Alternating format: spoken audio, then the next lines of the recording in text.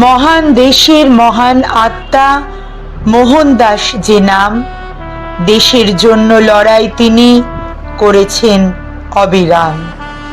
গুজরাটের ওই পোরবন্দর আলোকিত তার নামে, স্বাধীনতা তিনি ছিনিয়েছিলেন পরিশ্রমেরই দামে। ইংরেজ কাঁপে তার নাম শুনে, এমনই তার প্রতাপ।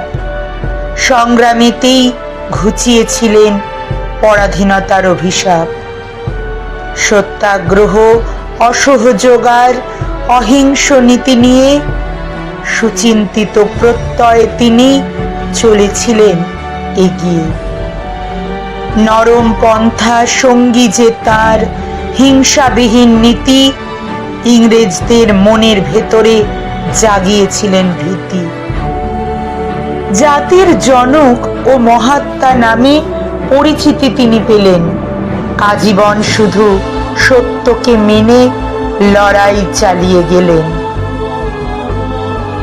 সাদামাটা তার দিনলিপি আর দৃঢ়তা পদক্ষেপে, ইংরেজ বুঝি পেয়েছিল ভয়, আসন গেছিল কেঁপে।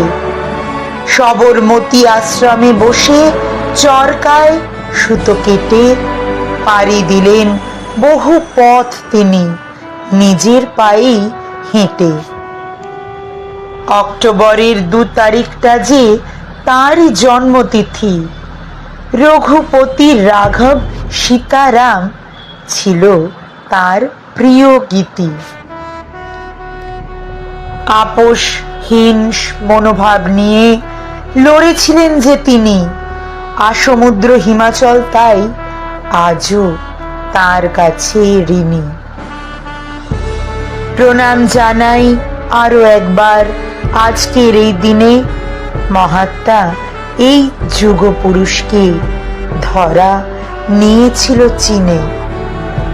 ইতিহাস তার কীর্তি কাহিনী পাতায় রেখেছে ধরে, উজ্জ্বল রূপে তিনি বিরাজিত এ বিশ্ব চরাচরে।